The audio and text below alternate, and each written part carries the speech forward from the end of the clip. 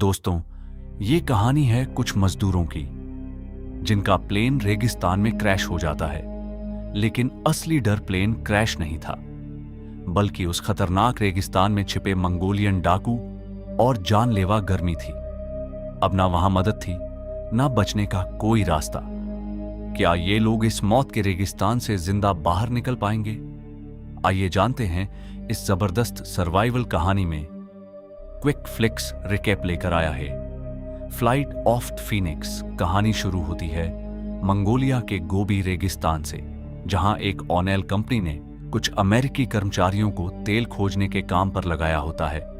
कई महीनों से ये लोग वहां काम कर रहे थे और कंपनी करोड़ों डॉलर खर्च कर चुकी थी, लेकिन इतनी मेहनत के बाद भी उन्हें तेल नहीं मिलता। लगातार नुकसान होने की वजह से कंपनी फैसला करती है कि अब इस प्रोजेक्ट को बंद कर दिया जाए। इसके बाद कंपनी एक पायलट फ्रैंक और उसके साथी एजे को रेगिस्तान में फंसे कर्मचारियों को वापस लाने भेजती है।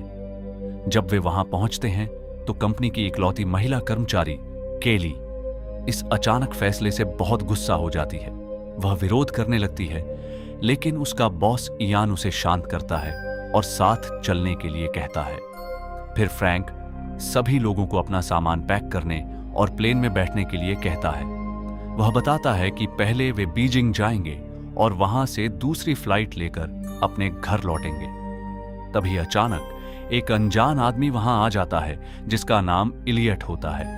वह कहता है कि वह दुनिया घूम रहा है और कुछ दिनों पहले ही इस रेगिस्तान में आया था।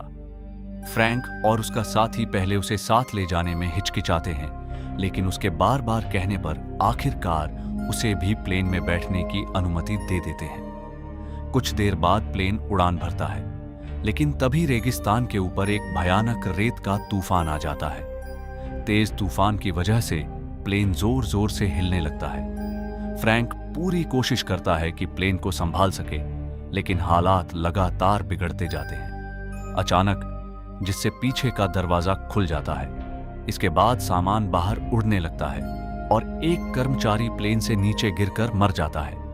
अब फ्रैंक के पास कोई दूसरा रास्ता नहीं बचता, इसीलिए वह रेगिस्तान के बीचों बीच इमरजेंसी लैंडिंग करने का फैसला करता है।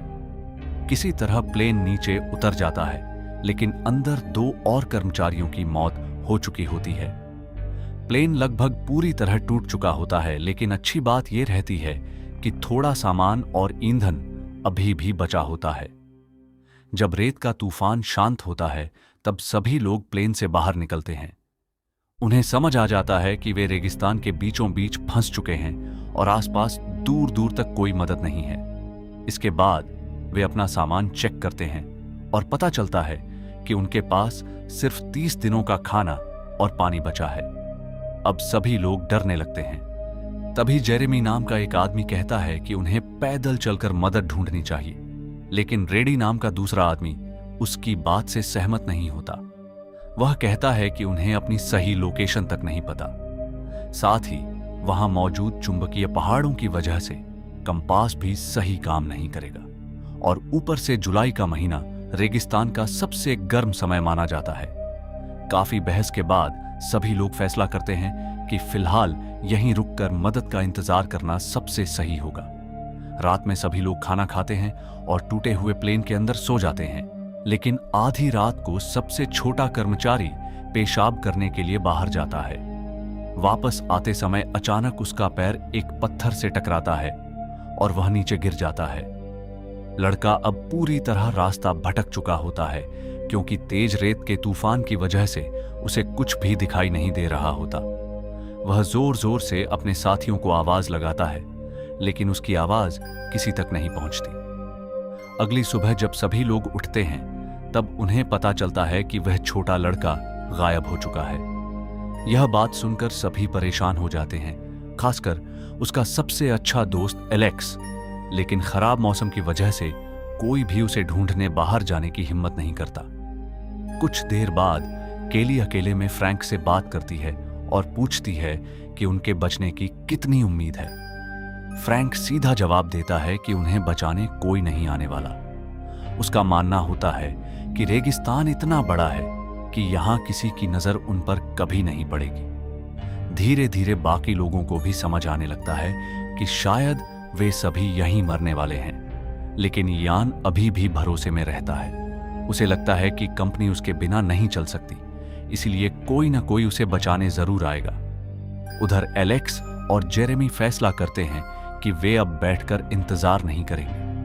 वे पानी का 1 गैलन लेकर रेगिस्तान में मदद ढूंढने निकलने की कोशिश करते हैं। फ्रैंक उन्हें रोकने की कोशिश करता है, लेकिन इसी बात पर दोनों के बीच लड़ाई शुरू हो जाती है। लड़ाई के दौरान गलती से पानी का गैलन गिर जाता है और उनका काफी सारा पानी बर्बाद हो जाता है। तभी पहली बार वह अनजान आदमी इलियट अपनी राय देता है। वह कहता है कि टूटे हुए प्लेन के काम आने वाले हिस्सों से वे एक नया छोटा प्लेन बना सकते हैं। इलियट खुद को एरोनॉटिकल इंजीनियर बताता है और अपने प्लान को लेकर काफी भरोसे में दिखाई देता है। उसकी बात सुनकर बाकी लोग उत्साहित हो जाते हैं और उसकी मदद करने के लिए तैयार हो जाते हैं। लेकिन फ्रैंक इस आइडिया के खिलाफ होता है। वह कहता है कि यह सिर्फ झूठी उम्मीद है। उसके हिसाब से उन्हें अपनी बची हुई ताकत और पानी बचाकर रखना चाहिए, ना कि किसी बेकार प्रयोग में बर्बाद करना चाहिए। अगली सुबह सभी लोग उठते हैं तो पता चलता है कि लिडल नाम का एक कर्मचारी भी गायब हो गया है। केली उसे ढूंढने जाने लगती है, लेकिन फ्रैंक उसे रोक देता है और खुद बाहर निकलता है। थोड़ी दूर चलने के बाद फ्रैंक को उस कर्मचारी की लाश मिलती है जो प्लेन टूटने के समय नीचे गिर गया था। उसकी बॉडी बुरी तरह टुकड़ों में बंटी होती है और आसपास गोलियों के निशान भी पड़े होते हैं। यह देखकर फ्रैंक समझ जाता है कि किसी ने उसकी लाश को निशाना बनाकर गोली चलाई थी। मतलब इस इलाके में खतरनाक डाकू भी मौजूद हो सकते हैं। तभी अचानक लिडल वहां आ जाता है। फ्रैंक उसे वापस चलने के लिए कहता है, लेकिन लिडल मना कर देता है। वह फ्रैंक से पूछता है कि आखिर वह नया प्लेन बनाने के खिलाफ क्यों है। फ्रैंक जवाब देता है कि झूठी उम्मीद रखने का कोई फायदा नहीं। उसके हिसाब से उन्हें अपने सामान और पानी को बचाकर रखना चाहिए। लेकिन लिडल कहता है कि इंसानों के लिए सबसे जरूरी चीज है एक दूसरे से प्यार करना। अगर वो नहीं हो सकता तो कम से कम उम्मीद होनी चाहिए, और अगर उम्मीद भी नहीं है तो लोगों को कुछ काम जरूर मिलना चाहिए ताकि वे टूटे नहीं। लिडल की ये बात सुनकर आखिरकार फ्रैंक का दिल बदल जाता है। वह फैसला करता है कि अब वे सब मिलकर नया प्लेन बनाएंगे। कुछ देर बाद दोनों वापस क्रैश साइट पर पहुंचते हैं और फ्रैंक सबको बताता है कि उसने अपना फैसला बदल लिया है। यह सुनकर सभी लोग खुश हो जाते हैं और इलियट के बताए अनुसार प्लेन बनाने का काम शुरू कर देते हैं।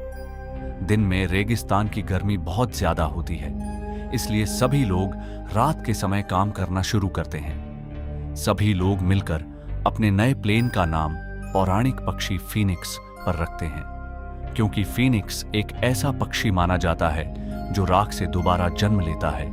ठीक वैसे ही ये लोग भी टूटे हुए प्लेन से नया प्लेन बना रहे थे। अगले कुछ दिनों तक पूरी टीम प्लेन बनाने में जुटी रहती है। साथ ही वे अपने खाने और पानी को भी बहुत संभाल कर इस्तेमाल करते हैं। सबसे पहले वे टूटे हुए प्लेन को खोलते हैं और उसमें से काम आने वाले हिस्से निकालते हैं। फिर धीरे धीरे उसके पंख जोड़ते हैं और नए प्लेन की बॉडी तैयार करने लगते हैं। कबाड़ जैसी दिखने वाली चीजों को जोड़कर वे धीरे धीरे एक असली एयरप्लेन का आकार देने लगते हैं। लेकिन कुछ दिनों बाद अचानक एक बड़ी मुसीबत आ जाती है। काम करते समय एक चिंगारी ईंधन से भरे ड्रम में गिर जाती है, जिससे जोरदार विस्फोट हो जाता है। इस धमाके में उनका काफी कीमती ईंधन जलकर खत्म हो जाता है। हालांकि उनके पास थोड़ा ईंधन अभी भी बचा होता है, लेकिन अब वे उसकी एक बूंद भी बर्बाद नहीं कर सकते थे। इसीलिए पूरी टीम फैसला करती है कि वे दिन रात लगातार मेहनत करेंगे ताकि जल्दी से जल्दी प्लेन तैयार हो जाए। एक शाम जब सभी लोग काम कर रहे होते हैं, तभी अचानक बारिश शुरू हो जाती है। बारिश देखकर सभी खुश हो जाते हैं, क्योंकि इसका मतलब था ज्यादा ताजा पानी। लेकिन उनकी खुशी ज्यादा देर नहीं टिकती। कुछ ही देर में भयंकर तूफान और बिजली गिरने लगती है। सभी लोग अपनी जान बचाने के लिए वहां से भाग जाते हैं, लेकिन इलियट वहीं खड़ा होकर प्लेन पर काम करता रहता है। यह देखकर फ्रैंक तुरंत वापस दौड़ता है और प्लेन पर बिजली से बचाने वाली रॉड लगा देता है। वह सही समय पर इलियट की जान बचा लेता है, लेकिन इसके बाद फ्रैंक को शक होने लगता है। उसे लगता है कि अगर इलियट सच में इंजीनियर होता तो उसे खुद पता होना चाहिए था कि बिजली से बचाने के लिए लाइटनिंग रॉड जरूरी होती है। अगली सुबह ए जॉचे सभी लोगों को इकट्ठा करता है और बताता है कि कोई उनका पानी चुरा रहा है। वह कहता है कि उसने पानी का हिसाब लगाया है और पिछले कुछ दिनों में पानी बहुत तेजी से कम हुआ है। सब लोग हैरान रह जाते हैं जब इलियट खुद सामने आकर मान लेता है कि वही पानी ज्यादा पी रहा था। वह कहता है कि क्योंकि वह सबसे ज्यादा काम करता है, इसीलिए उसे ज्यादा पानी चाहिए। यह सुनकर फ्रैंक गुस्सा हो जाता है और कहता है कि उसे पहले सबकी अनुमति लेनी चाहिए थी, लेकिन इलियट घमंड से जवाब देता है कि वह यहाँ का कमांडर है और उसे किसी से पूछने की जरूरत नहीं। वह यहाँ तक कह देता है कि इस पूरे ग्रुप में सिर्फ वही ऐसा इंसान है जिसे बदला नहीं जा सकता। इलियट का बुरा व्यवहार देखकर सभी लोग परेशान हो जाते हैं, लेकिन मजबूरी में उसे सहना पड़ता है क्योंकि प्लेन बनाने का पूरा प्लान उसी के पास था। एक दिन उन्हें पास में कुछ मंगोल लोग कैंप लगाए हुए दिखाई देते हैं। फ्रैंक को डर लगता है कि शायद वे डाकू हो सकते हैं, लेकिन बाकी लोग सोचते हैं कि उनसे मदद मांगी जा सकती है। एजे, इलेक्स और इयान उनके पास जाने का फैसला करते हैं, जबकि फ्रैंक बंदूक लेकर दूर छिपकर नजर रखता है। इयान स्थानीय भाषा जानता था, इसलिए वह उन लोगों को समझाता है कि उनका प्लेन क्रैश हो गया है। उसे उम्मीद होती है कि शायद वे लोग उनकी मदद करें और उन्हें थोड़ा पानी दे दें। तभी इलेक्स की नजर उन मंगोल लोगों में से एक आदमी की घड़ी पर पड़ती है। वह घड़ी उसके उस दोस्त की होती है जो पहले रेगिस्तान में गायब हो गया था। यह देखकर इलेक्स घबरा जाता है और तुरंत अपने साथियों को बताता है, लेकिन तभी एक मंगोल आदमी अचानक इलेक्स को गोली मार देता है। यह देखते ही फ्रैंक तुरंत हमला कर देता है और गोली चलाना शुरू कर देता है। हैरानी की बात यह होती है कि वह लगभग सभी डाकुओं को मार गिराता है। सिर्फ एक आदमी वहां से भागने में सफल हो पाता है। इसके बाद सभी लोग घायल इलेक्स को वापस कैंप में लेकर आते हैं और उसका इलाज करने की कोशिश करते हैं, लेकिन अब बहुत देर हो चुकी होती है। कुछ ही समय बाद इलेक्स दम तोड़ देता है। अगली सुबह केली रेगिस्तान में घूम रही होती है, तभी उसे एक घायल डाकू मिलता है। वह आदमी दर्द से तड़पते हुए उससे मदद मांगता है। अब केली बहुत बड़ी दुविधा में फंस जाती है। आखिर में वह उस घायल आदमी को कैंप में ले आती है और बाकी लोगों के सामने छोड़ देती है। कुछ लोग कहते हैं कि उसे मार देना चाहिए क्योंकि वह आगे चलकर खतरा बन सकता है, लेकिन कुछ लोग सोचते हैं कि शायद वह उन्हें यहां से निकलने का रास्ता बता सके। लेकिन इससे पहले कि कोई फैसला हो पाता, इलियट अचानक उस डाकू को गोली मार देता है। यह देखकर फ्रैंक गुस्से से आग बबूला हो जाता है। वह इलियट को उसके घमंडी व्यवहार के लिए जोरदार डांट लगाता है, लेकिन इलियट भी चुप नहीं रहता। वह उल्टा फ्रैंक को ही सारी मुसीबतों का जिम्मेदार ठहराता है। उसका कहना होता है कि फ्रैंक की गलत फैसलों की वजह से ही सब लोग इस मौत के जाल में फंसे हैं। यह सुनकर फ्रैंक अपना आपा खो देता है और इलियट को पीटना शुरू कर देता है। अगले सीन में इलियट अकेला प्लेन के अंदर बैठा होता है। तभी बाकी लोग उसके पास आते हैं। इलियट कहता है कि अब उसे किसी पर भरोसा नहीं रहा और वह प्लेन बनाने का काम छोड़ रहा है। यह सुनकर सभी लोग घबरा जाते हैं और उसे काम दोबारा शुरू करने की विनती करते हैं, लेकिन इलियट कहता है कि पहले सबको उससे माफी मांगनी होगी। मजबूरी में सभी लोग उससे माफी मांग लेते हैं। फिर भी इलियट संतुष्ट नहीं होता। वह फ्रैंक से पूछता है कि यहां असली कमांडर कौन है। फ्रैंक मजबूरी में जवाब देता है, तुम।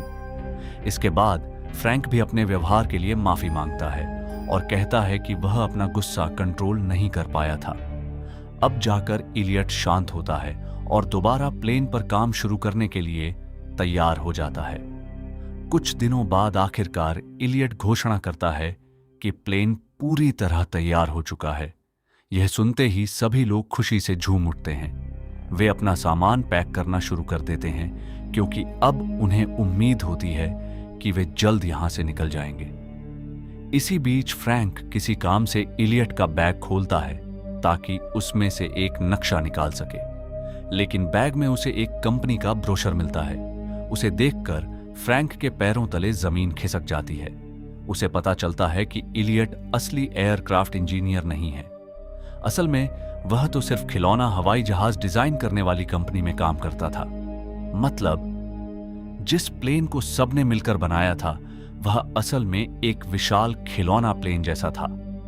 इसके बाद गुस्से में भरा फ्रैंक इलियट का सामना करता है, लेकिन इलियट फिर भी पूरे आत्मविश्वास के साथ कहता है कि उसका प्लेन जरूर उड़ सकता है।